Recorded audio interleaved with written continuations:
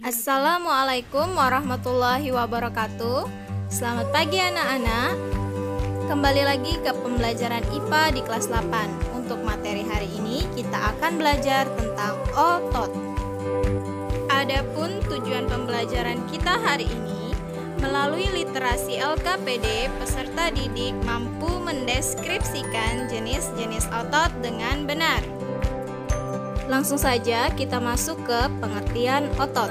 Otot adalah penggerak bagian-bagian tubuh, sehingga otot disebut alat gerak aktif.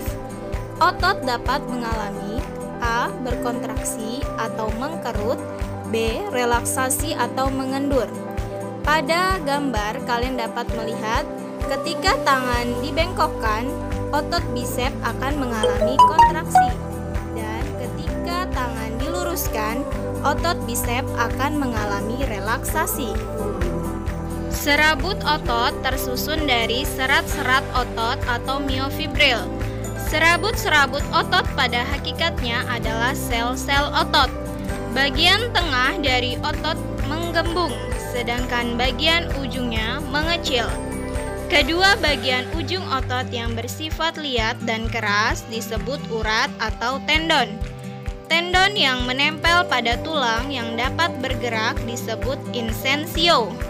Tendon yang menempel pada tulang yang tidak dapat bergerak disebut origo. Prinsip kerja otot. Ada dua prinsip kerja otot. Yang pertama, di bawah kesadaran.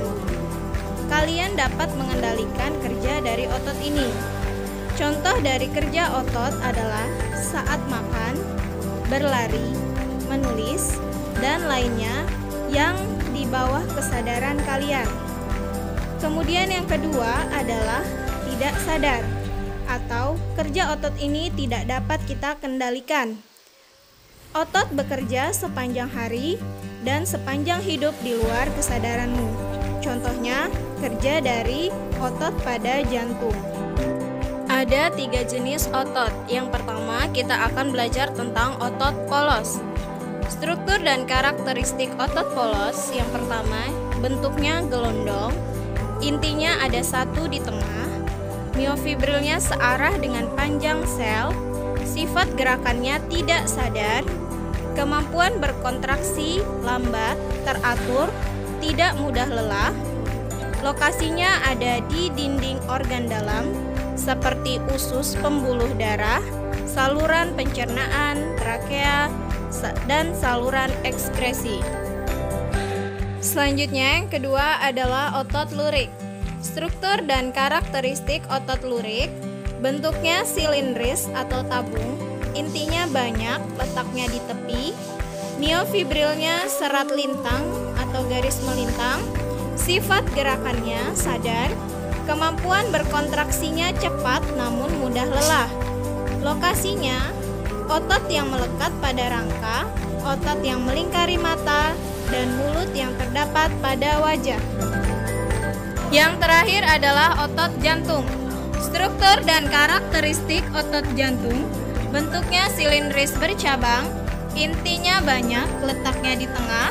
Miofibrilnya serat lintang dan bercabang. Sifat gerakannya tidak sadar.